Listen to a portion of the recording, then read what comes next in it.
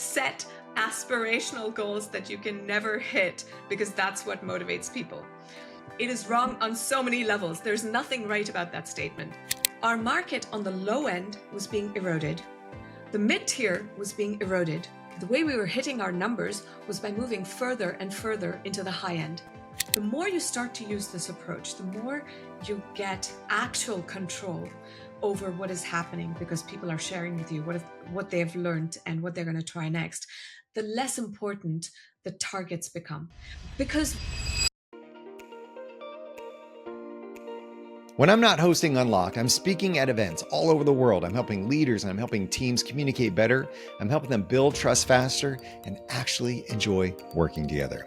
I've spoken for companies like the Home Depot. I've spoken at national architectural firms. I've spoken for pharmaceutical company offsites. I've spoken at associations, you name it. With 99% of attendees of all those events, over 1,800 people have reviewed me at this point, 99% of them saying they got some value.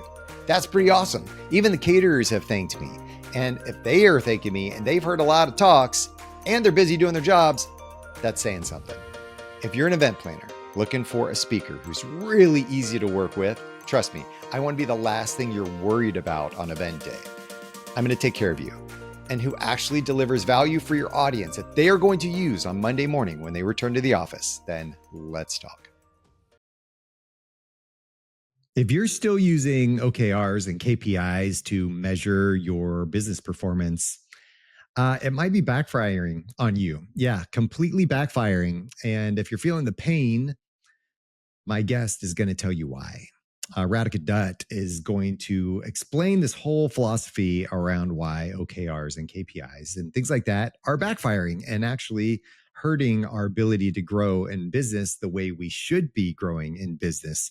Radhika, she is the author of A Radical Product Thinking, the New Mindset for Innovating Smarter, which has been translated into Chinese and Japanese. The methodology she introduced in her first book is now used in 40 different countries. She's an entrepreneur, she's a speaker, and a product leader who's participated in 5 acquisitions, 2 of which were companies that she founded.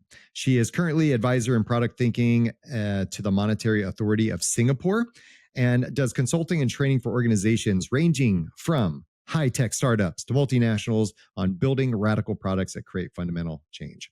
She has built products in a wide range of industries, including broadcast and media, entertainment and telecom, advertising, government, consumer, robotics, and even in wine. Yes, wine, the kind that comes from grapes, y'all.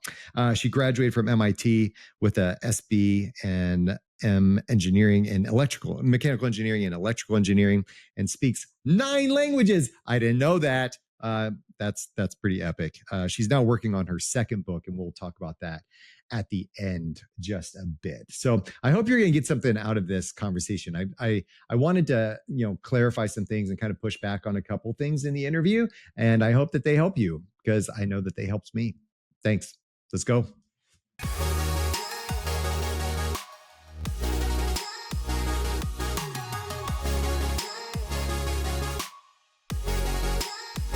Good morning, Radhika. How's it going? good, Skot. It's great to be here.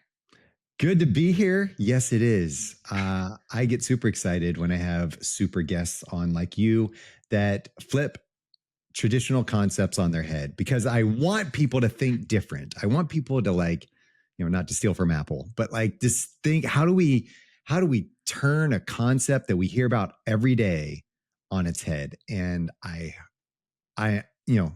no pressure, but that's the goal today. You going to do that for us? I think so. Let's dive right into it.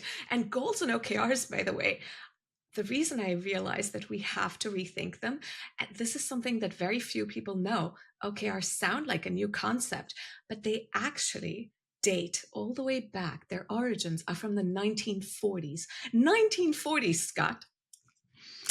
I thought you were going to say 200 BC or something. I thought you were going to be like, no, Skot, if you knew OKRs, they go way back. And I've been like, really? Well, maybe they had 1940. them. They just didn't document it as well. Yeah, You know, they were that's true. inventing the wheel and they were like, okay, let's set some OKRs for this. Yeah, we got to get 3 wheels done by the end of the month, everybody, So, all right. So 1940s origin. Go ahead. Yeah. Give it to me. What happened? John Doerr, he evangelized them in his book, Measure What Matters, right? And that was 2018. So we think, oh, this is a new thing. But he says, well, it was actually Andy Grove at Intel in the late 70s who brought in OKRs. And that's how John Doerr learned about it. And so you go back into history and you go like, okay, Andy Grove at Intel, 1978. That's when he introduced OKRs. Where did he get this idea from? And the answer to that is he basically took management by objectives from Peter Drucker and tweaked it slightly. But 1940s is when Peter Drucker came out with management by objectives. And it's really worth noting, like, what problem was he trying to solve? Because, we just take goal setting for granted in the corporate world. We think this is how you have to build great companies. But why? Where did it come from? And so if you go back to what problem was Peter Drucker solving, it turns out he was working with General Motors at the time. And the problem statement was that the workforce was primarily unskilled, unionized labor, working on assembly lines, and it was primarily repetitive tasks. And in that case, goals and targets worked really well because you set them together with employees and you can then tell, okay, Andy is a better performer than Bob. He installed 45 tires. Bob did 40, right? There's one right way to install tires. Great, it worked. And now you take the same concept and apply it to the workforce of today. And let's just take an exact comparison of a manufacturing floor. We'll look at Boeing's manufacturing floor. And then you set production targets at Boeing, right? And you see the kind of quality issues that come up with panels flying off of planes. And it's because every task that could be automated has been automated. So when you then set production targets, what you're seeing is performance illusion when people hit numbers. It's not necessarily actual good performance. Performance illusion. I like it. Yes, that's a word I want. I wanted that word. You talk about this idea that, the paradox of goals, right? The goals and targets often backfire, actually. That's a pretty radical statement in an entire world that is so focused on OKRs and KPIs and any other 3-letter acronym you want to come up with. But what's the biggest misconception, misunderstanding that leaders are having about goal setting as a motivator? Because sales teams will use this all the time, right? Goal setting as a motivator. Let's use it as a motivation to get out there and crush those numbers, y'all. And then I was just talking to somebody yesterday. They're like, I don't know, my boss really loves goals, but I don't really thrive on goals. Like, I don't know. What do they get wrong as a motivator about goals? Yeah. Let's do this experiment live, right? Ooh, okay. For all of our listeners. Okay, let's do it. Okay, I'm going to ask you 2 questions. Tell me how you feel at the end of each question, right? Just think about your feelings. What goals do you want to achieve for your company this year? What goals? How do you feel? Versus, what puzzles do you want to solve for your company this year? How do you feel?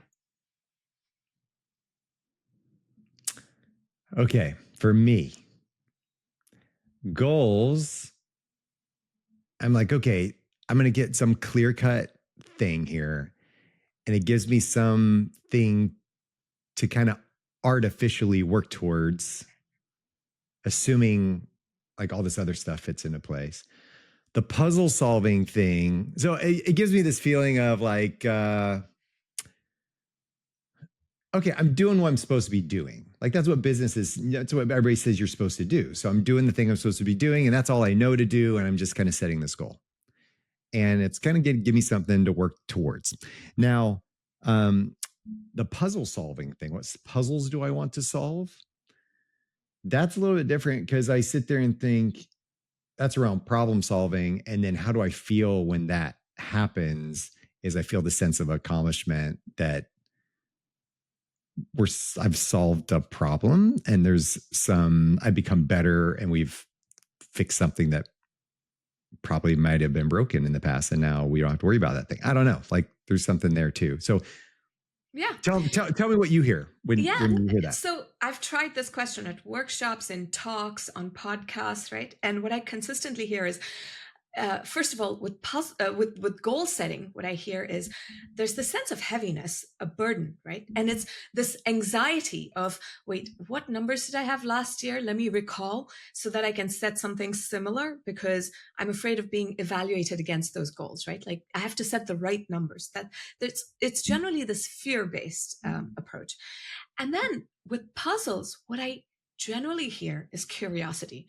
It sparks this curiosity of, ooh, what puzzles would I solve, right? And it's one person articulated this so well. He said, puzzles makes me feel like this is what I want to do, as opposed to goals makes me feel like it's what the company makes me want to do. It's the internal drive. And this is kind of what you were alluding to, your sense of accomplishment. What problems will I solve, right? The sense of ownership that comes from it. And so this is what I've seen when I actually work with teams. Goal-based approach, there isn't the sense of ownership that it's what I want to do, right? And when I saw them working on puzzles, when we've defined a puzzle clearly and we're working through puzzles, there's this sense of motivation, and we've driven much better business results by taking this puzzle-based approach. And there isn't a sense of exhaustion, because what happens with goals is I strive towards a goal, I hit it, and then there's this feeling of tiredness. Oh, please let me relax. But no, there's this next goal, right? Even in sales, we feel that, oh, now you've raised the target. Now there's this next thing I'm running after. Whereas when you set puzzles, right, then we solve the puzzle, but we don't end there. Like in working with these teams, solving one puzzle has already led us to the next puzzle that it has unlocked for us. And therefore, what next puzzle are we solving? As an organization, you never get complacent because you're constantly solving puzzles. And it's based on an internal drive, as opposed to me as a leader having to tell someone, I want you to do this, then this, right? I'm not constantly giving you these arbitrary things to work towards. I do give people direction, right? I help promote kind of, here's the next puzzle, but you'll see that they come back with puzzles that they also come up with and realize, oh, we need to solve this for the business. Are you saying we shouldn't have metrics or goals that we're working towards? There's a difference in what you just said, metrics versus goals. Metrics are super important.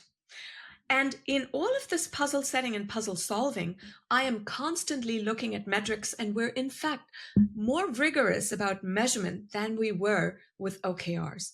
The difference is that I don't make my team feel like I'm constantly evaluating you against those metrics about your performance, right? So the difference is this. I coined Dutt's law for metrics, which is metrics are only effective when they're used as tools for insight, not yardsticks for evaluation. Tools for insight, right? That is how I use them. We constantly use them as tools for insight to figure out, how well is this working? What have we learned? What will we do next?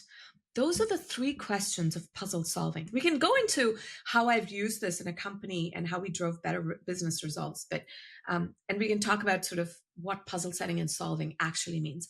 But metrics and measurement is super important.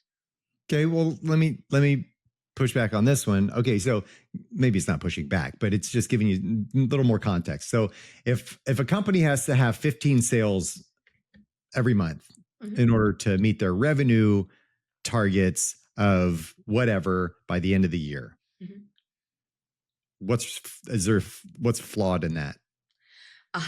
When you set this target of whether it's 15 sales opportunities, whether it's leads, whether you say, I want X million in revenue, let's see what actually happens, right? In every company I've ever worked at, you know that scramble at the end of the quarter, end of the year, like what revenue can I pull in from the next year? But not just that, like, oh, if we've done really well, I don't want targets to be too high next year, so I'm going to push off some revenue into next year, right? We always play with these numbers. This is what happens. So What would I do instead in this puzzle setting and puzzle solving approach? I would still say, the market expects us to hit X million by the end of this year. But I see a problem. And here's the problem that I'm seeing and the puzzle we need to solve. Sales grew in the last 3 years and they've plateaued over the last year. What might be happening? What do we need to uncover? And so here are some questions that I genuinely don't know the answers to. One question, is it that the market has changed and there's something that's fundamentally different that we haven't really figured out? Like, is there a trend that is a signal that we've missed? Right? The second question, maybe it's that as a sales team, we knew how to sell to the early adopter, but we haven't figured out how to sell to the mass market. Is our messaging even resonating? Or there might be a product puzzle. Maybe our product was working well for the early adopters. Maybe they were the tech savvy people. Maybe our product does not hit the needs of the mass market. So there might be different pieces to this puzzle, right? As a leader, I'm defining the puzzle. I'm genuinely asking questions I don't know the answers to. And for a leader, by the way, this is so vulnerable because, I was talking to a leader who was saying she was using this approach and the team was like, well, shouldn't you know the answers to this? No, as a leader, you can't know. You're also working on solving this puzzle. Share what you don't know sometimes with the team, right? And you're going to solve this puzzle together. Ask these questions. These are the questions that are going to help you unlock that puzzle. And then you can solve it together. So now we've talked about puzzle setting. We can get into puzzle solving, but I'll pause there. Okay. I am going to also argue that I believe companies will do that. They'll look at the metrics and they'll say, hey, we haven't hit our 15 sales that we need this month. And we haven't hit it for the last 6 months. Something's wrong here. What is going on? And so they'll use it as a way to evaluate, but then they'll look at, okay, I think companies are trying to diagnose, is what I'll say, diagnose the problem of looking at what's going on here, what's happening here, what's going on. But I will say that in a world that, stock market that is completely measured on performance numbers, quarterly revenue targets and whatever they are, that we are constantly measured up against that. And that is what's going to cause people to buy your stock or not buy your stock, or invest in this or not invest in this. And there is that metrics there. But I think people are trying to do that. Are they or no? Well, there are very few companies I've come across where there is this culture of constant experimentation, learning, adaptation, right? So there are a few companies where I've actually seen this happen, but for the vast majority, this is not what I see. And I'm going to give you an example. In sales, I was working at a company called Avid Technology, right? And we made products for video editing. We dominated the movie industry. Every single movie that was nominated for Oscars, every movie made in Hollywood used our products for video editing. If you looked at our numbers and our targets, we were hitting all of our targets. We were doing really well. Let's look under those numbers. Let's look under the hood, right? What was going on? Our market on the low end was being eroded. The mid-tier was being eroded. The way we were hitting our numbers was by moving further and further into the high end. So you're right that in some companies, maybe you talk about this hard stuff and you say, what is not working? Maybe you talk about, our low end is being eroded. What are the threats? Maybe that happens in some companies. For the vast majority, what happens? As a leader, you have the illusion that things are going well. Whereas what happens is the team is showing you numbers, not maliciously, but they want to show you numbers to please you. They're showing you numbers that you want to see. So as a leader, you're getting a view, but it's not the reality from the trenches. So in this case, what happened at Avid? We kept moving further and further into the high end, and we kept pouring money into the video editing business. What should we have done?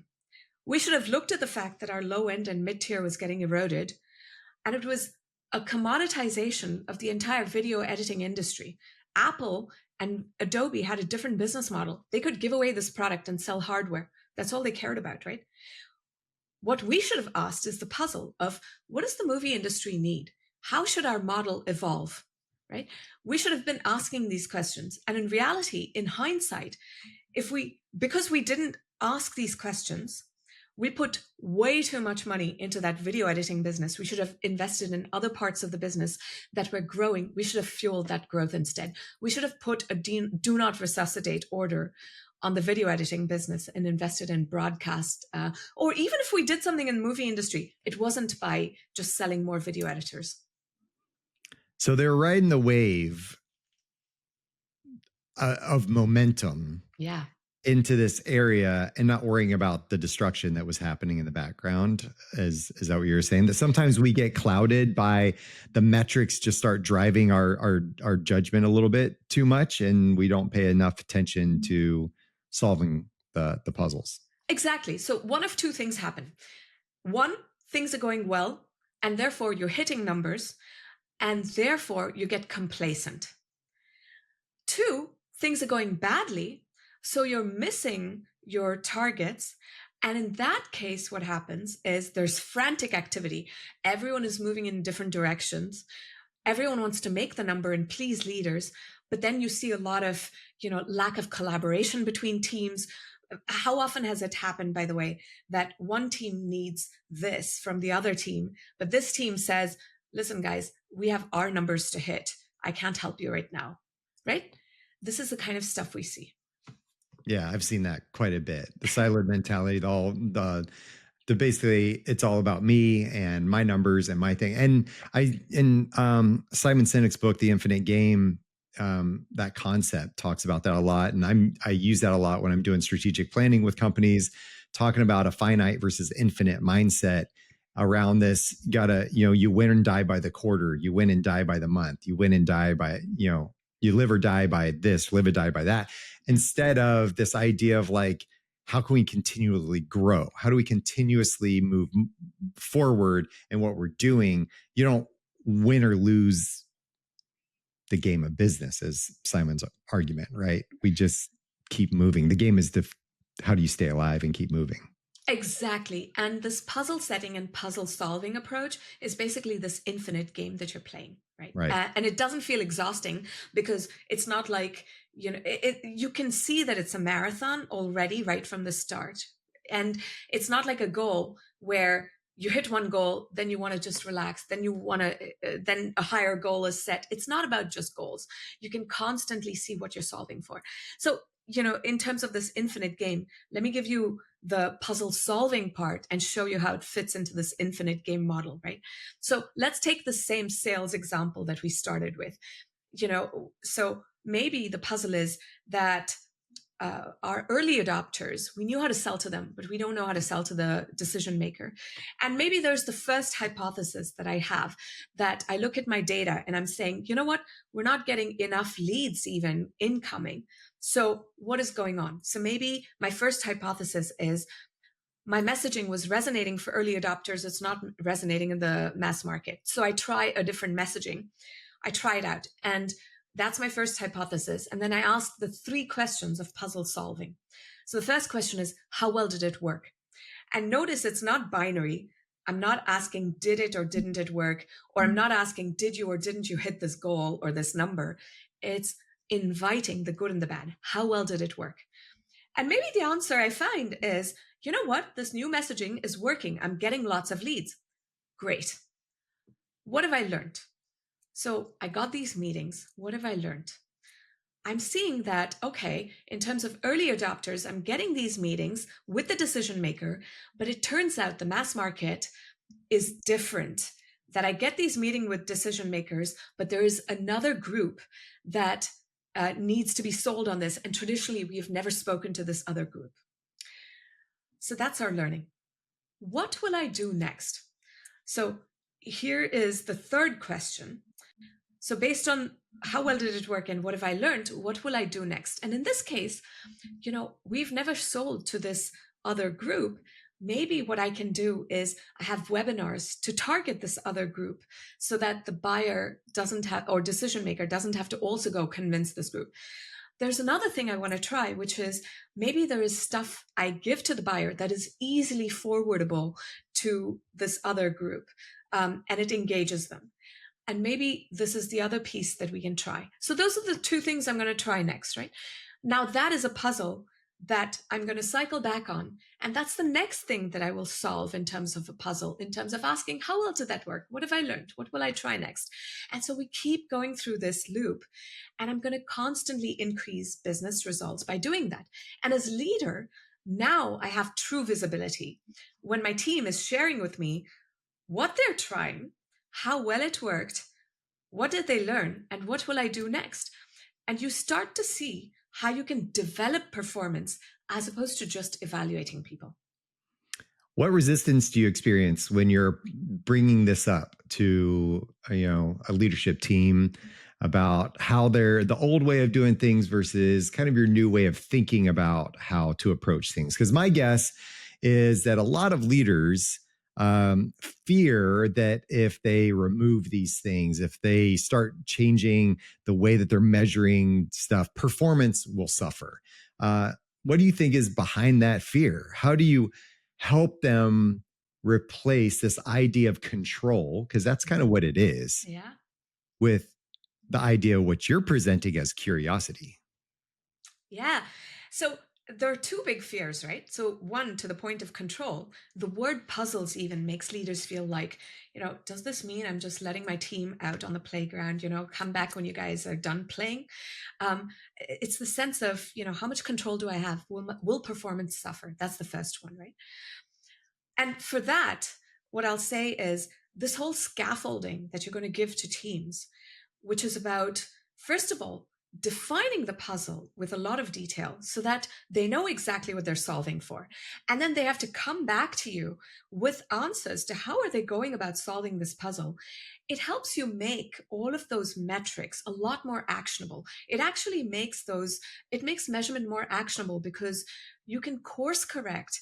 And you're seeing the answers to what are their learnings. If you're seeing learnings that seem very superficial, like I can ask the team a couple of questions and then I realize, come on guys, like we haven't thought deeply enough about this, or have you considered this, and then I get kind of see exactly how they're thinking about it. And then what will they try next? Sometimes I feel like, oh, this is too big a risk. Maybe, can you try something smaller as an experiment, right?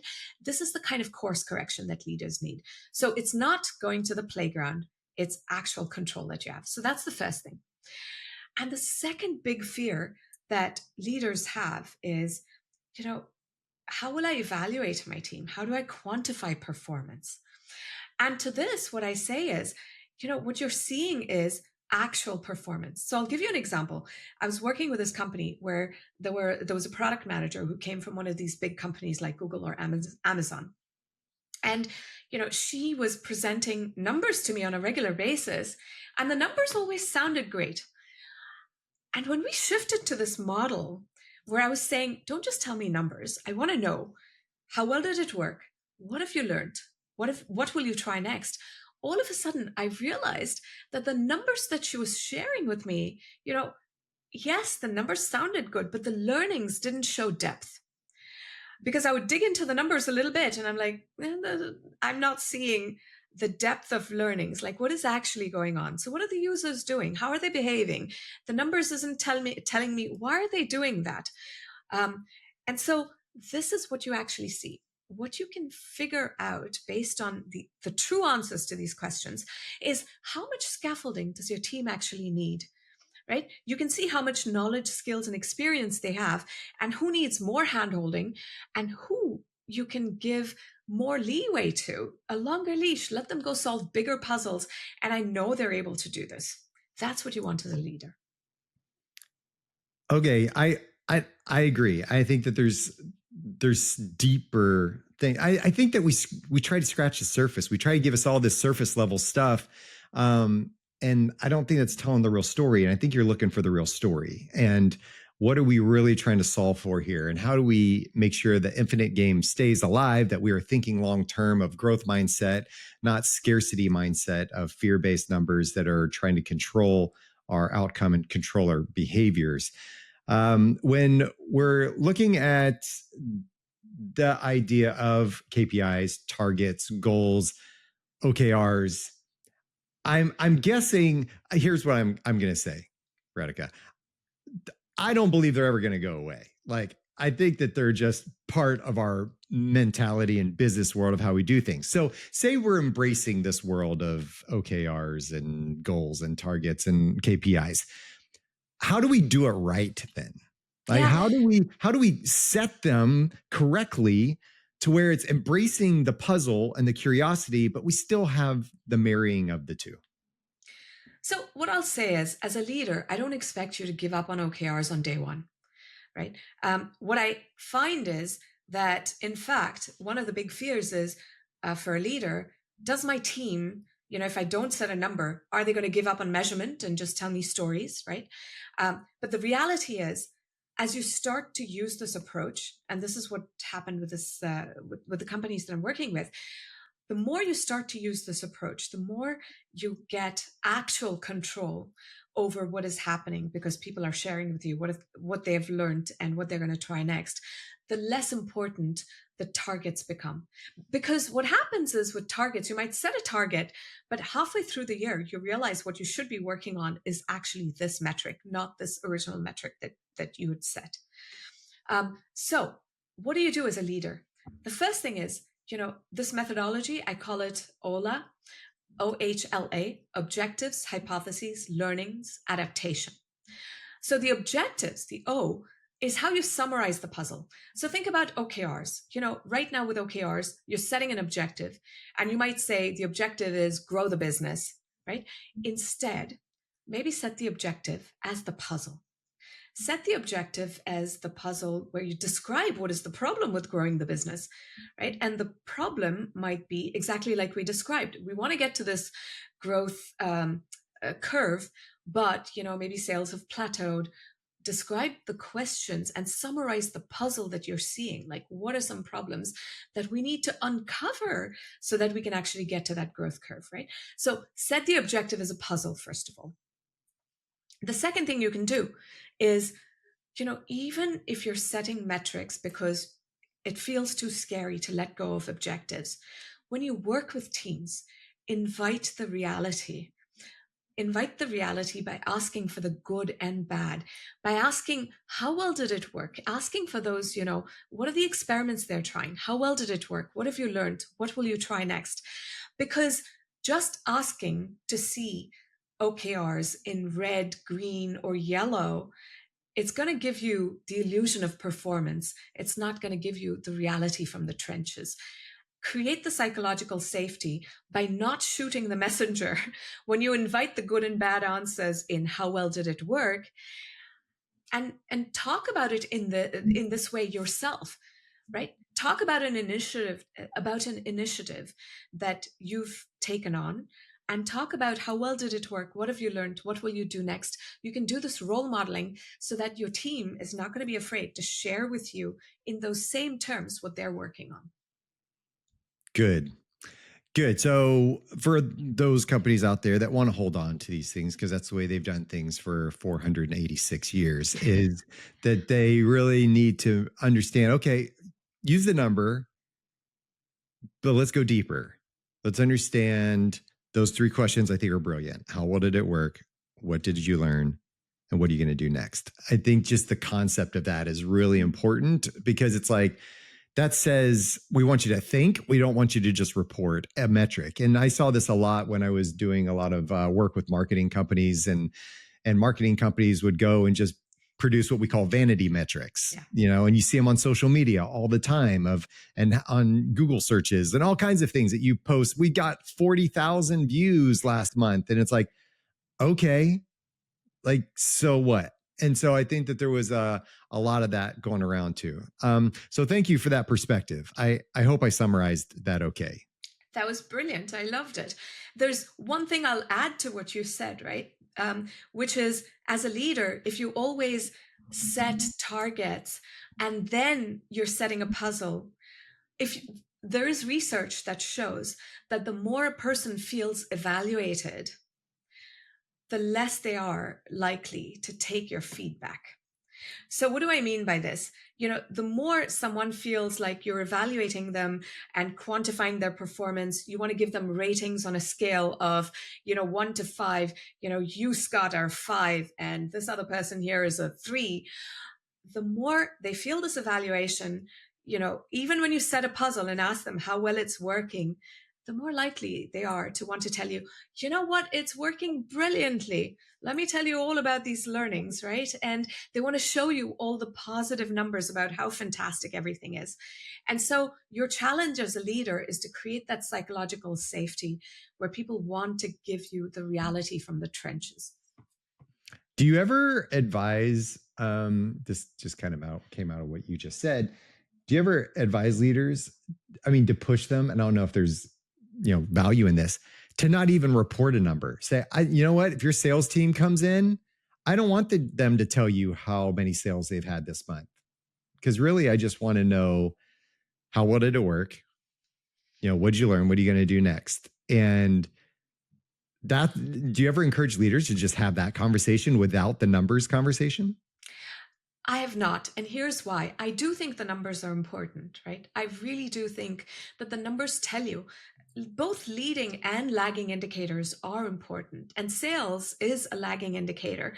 If all your experiments are working, eventually it'll show up in your lagging indicators too, right? So I don't feel like we should stop looking at those numbers. I think the key to all of this is, yes, let's look at the numbers, but those numbers are tools for insights, not yardsticks for evaluation. I like to just make the team feel like I'm in the trenches with you. You know something interesting? Andy Grove at Intel, when he was the CEO, he didn't have a corner office. He had an office that was a cubicle, a standard size cubicle, just like everyone else. Why? Because he wanted to hear the reality from the trenches. He wanted people to be able to challenge his ideas as an equal. This is the kind of environment we need to create, the culture we need to create as a leader. People shouldn't be afraid to share honest truth with us, and we need to create that sort of psychological safety. Okay, I'm going to run through some little lightning round questions. You ready? Let's go. Okay.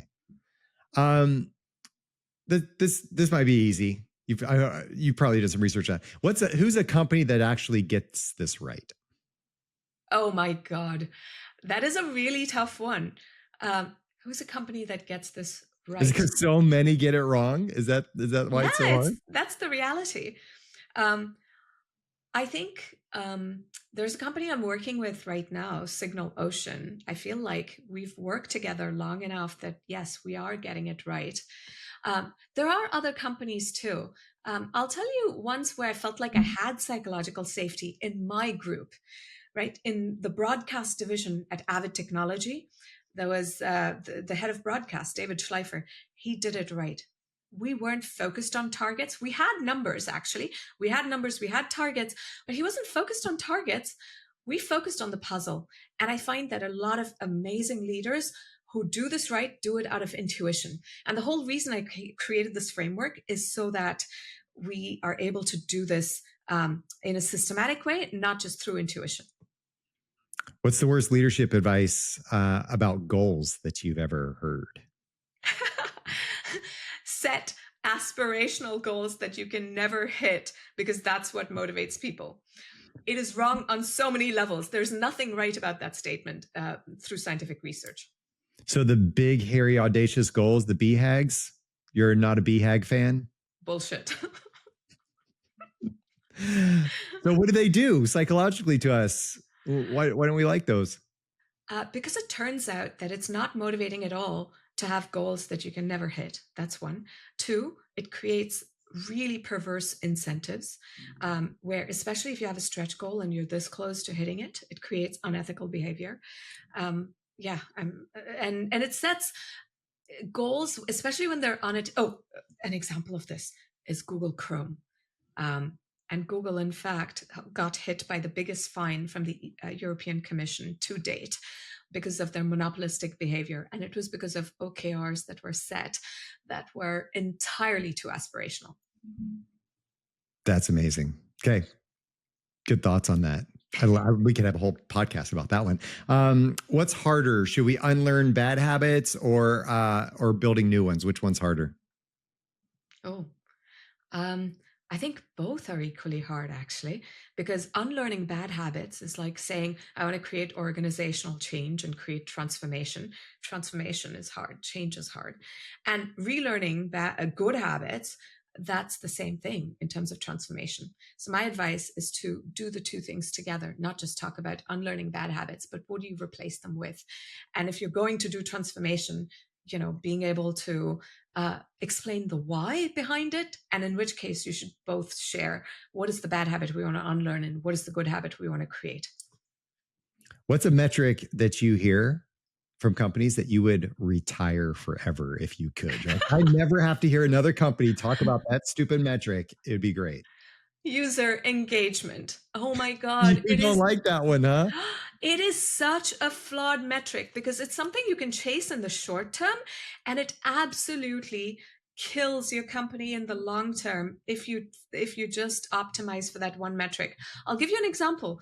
The entire dating industry has been ruined by this one solitary metric. Think about Tinder, swipe left, swipe right, optimized for user engagement in the short term. It created a toxic dating environment in the long term. And now the entire dating industry is in a slump because they copied the swipe left, swipe right. And gamification has toxified intimacy. Finite mindset right there, right? Yeah. Finite, like the short term, sacrificing the long term for the short term.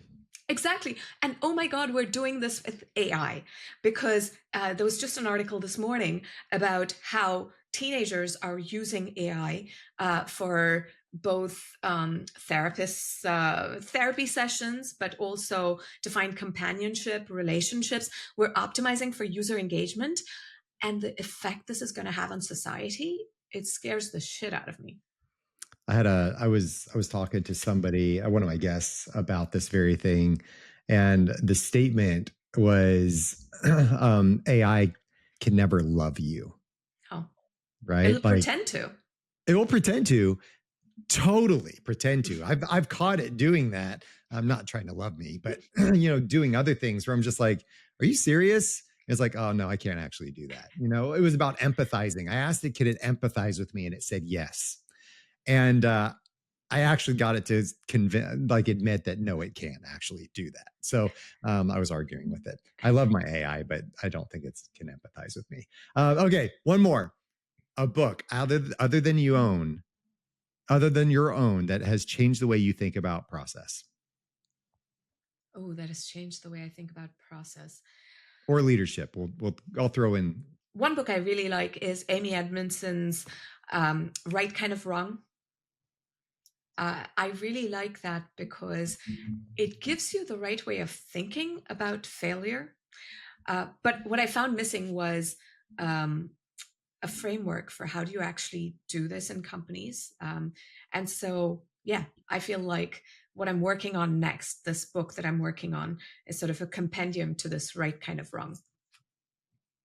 Well, that's a beautiful segue. What is your new book? Tell me about it. So the new book that I'm working on is exactly about this, why goals and OKRs backfire and what actually works. And, traditional publishing takes a while, so it won't come out until the end of 2026, early 2027. But in the meanwhile, our listeners can download the free toolkit. You can go to radicalproduct.com and there's the OHL's toolkit, and I'll send it to you and you can include that link. And by the way, since I'm working on the book as we speak, when our listeners use this approach, they're welcome to share their experience with me. Just reach out to me on LinkedIn. And I would be very happy to perhaps include this as a case study if it makes sense. Wow. We could be immortalized in your book. That's fun. That's fun. Plus, it's a fun project to work together on. Yes, it is. Yes, it is. Well, thank you so much for this. I thank you, and thank you for enduring my questions. I like to be, a little skeptical and like push back a little bit. I think some of my listeners were probably having the same questions I was. And so I appreciate you answering them and being a champ about it. That was really good. So thank you so much for serving my audience. I appreciate it. Oh, I love the insightful questions. I think this is the kind of conversation we need to have. Okay, I hope you're thinking, rethinking, reinventing, reimagining what your business could be like. Those weekly meetings that you have, whether it's a sales meeting, a project management meeting, whatever meeting that you're having that month, that week, to measure the progress of your company. I hope you're going to rethink your approach in those meetings.